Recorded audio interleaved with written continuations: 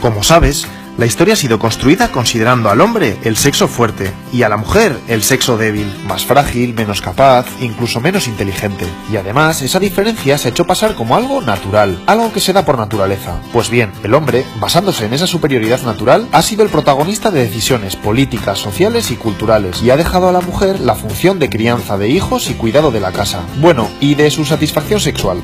Y eso durante siglos y siglos y siglos.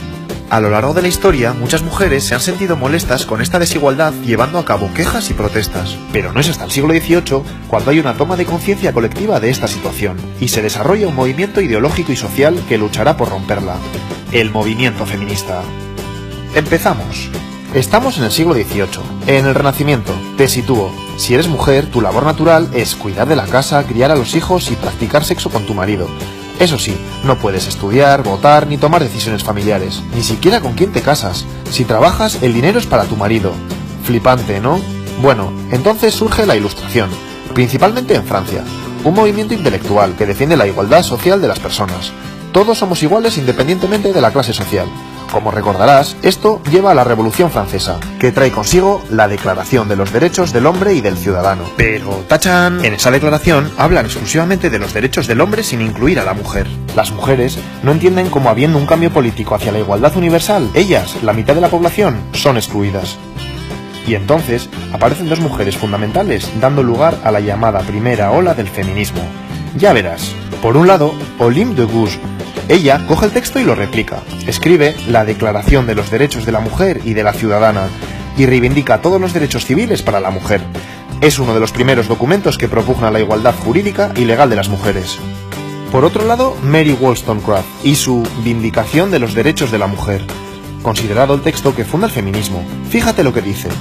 La diferencia entre los géneros, hombre y mujer, no es algo natural, como se venía pensando, sino algo cultural, algo que se produce a través de la educación. Por tanto, aboga por una educación igualitaria. Muchas mujeres comienzan a cuestionar la necesidad de quedarse en casa por obligación. Por cierto, la hija de Wollstonecraft fue Mary Shelley, autora de Frankenstein. Curioso, ¿eh? Ante estas primeras reivindicaciones feministas que suponen todo un avance, se responde con una dura represión. Olympe de Gouges, por ejemplo, es guillotinada, muchas mujeres encarceladas, no se permite que se reúnan más de 5 mujeres en la calle. Y espera, que esto sigue. A principios de 1800, el Código francés, o Código Napoleón, que se extiende por toda Europa, exige a las mujeres actuar con obediencia a sus maridos, y les deja sin derechos civiles ni políticos. Increíble, ¿eh? Ya ves, las cosas, en lugar de mejorar, se ponen peor para la mujer. Eso sí, a pesar de esta derrota, las cosas nunca volverán a ser lo mismo. Espera que te sigo contando porque llega la segunda ola del feminismo, el sufragismo. Y esta ola ya no es un movimiento solo intelectual, pasa a ser un movimiento de acción social. Ya verás. El movimiento sufragista surge en los dos países anglosajones, y luego estos van influyendo en el resto de países. Vamos por partes. En Estados Unidos, las mujeres han luchado por la independencia de su país. Ahora, se agrupan por la defensa de los derechos de los esclavos. Bueno, pues 4 mujeres viajan a Londres, al Congreso Antiesclavista. Pero no te lo pierdas, no les dejan participar por el hecho de ser mujeres. Al final, les dejan hacerlo tras una cortina.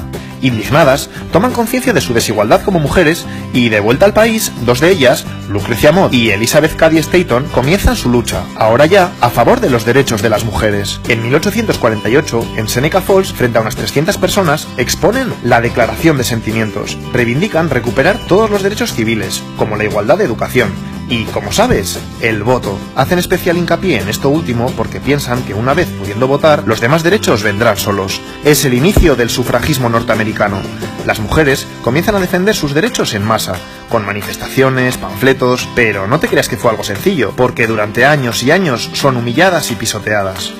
En Inglaterra lo mismo, pero aquí se cansan antes, y tras casi medio siglo de lucha moderada, pasan a la acción, y encima lo hacen fuertemente, a través de huelgas de hambre, encadenamientos, sabotajes a líderes políticos, incluso bombas e incendios. ¿Sabías que se les debe a ellas la invención de estos métodos de lucha? Vaya.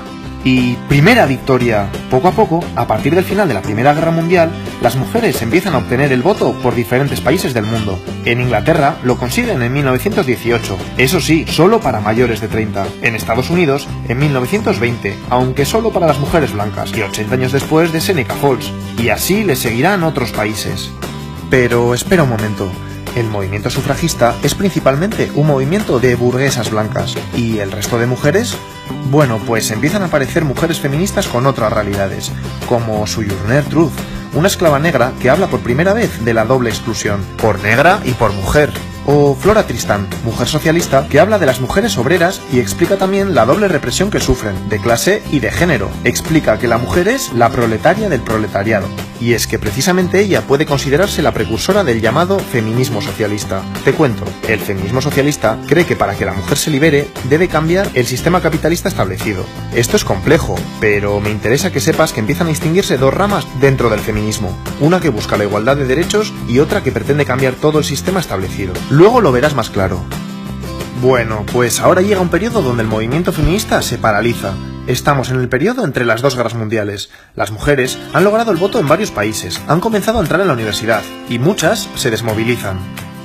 Justo entonces aparece alguien clave en el feminismo, Simone de Beauvoir, en Francia. En 1949 escribe El segundo sexo y vuelve a remover conciencias. Este es una pasada de libro, ya que es el estudio más completo sobre la condición de la mujer. Con su famosa frase, no se nace mujer, se llega a serlo, nos dice que no es cierto que a las mujeres se las defina por su sexo biológico, sino por una serie de roles asociados al mismo que tendrán que cumplir para ser consideradas precisamente mujeres. Y más cosas. Habla del androcentrismo y explica que el hombre es la norma, la medida de todas las cosas, y la mujer siempre es lo otro. De esta forma se impide que la mujer se asuma a sí misma como sujeto y hace que se identifique con lo que el hombre espera de ella. Piénsalo un momento, ¿a que lo ves claro? Ha comenzado la tercera ola del feminismo. Volvemos aquí. Los hombres han vuelto de la Segunda Guerra Mundial y la mujer está nuevamente en el hogar. Ahora tienen todas las comodidades para ser amas de casa felices. La publicidad lo deja claro. Pero empieza a pasar algo. Miles de ellas se enferman, se deprimen, caen en el alcohol, viven ansiosas. ¿Qué está pasando? Pues entonces llega Betty Friedan, una socióloga que escribe Mística de la feminidad, donde pone nombre al problema que no tiene nombre. Explica que estas mujeres viven insatisfechas en ese estilo de vida aparentemente maravilloso, ya que sienten que están priorizando el cuidado de otros a sus propios deseos. El libro es un bestseller. Muchas mujeres entienden lo que les pasa y comienzan a construir un estilo de vida nuevo. Buena Betty. Pero ella no se queda ahí, también pasa a la acción y organiza junto con otras mujeres Now, el mayor movimiento de la mujer hasta entonces, y que ha ido creciendo hasta la actualidad. ¿Qué buscan? Mejorar el estilo de vida de las mujeres centrándose en temas del ámbito personal. Comienza el feminismo liberal. El feminismo liberal describe la situación de las mujeres como una desigualdad, no como una explotación u opresión. Así que, ¿qué hay que hacer? Pues luchar por cambios hasta lograr la igualdad entre los sexos. ¿La mujer no tiene espacio en la vida pública? Pues hagamos lo posible por incluirla en el mercado laboral y en los puestos de poder. Son los años 60. Seguimos. Se han conseguido los derechos fundamentales y las mujeres empiezan a ocupar puestos de poder. ¿Pero ya está? No, porque ¿qué pasa en el ámbito privado dentro de los hogares? Pues hay malos tratos, desigualdad de reparto de tareas, explotación económica.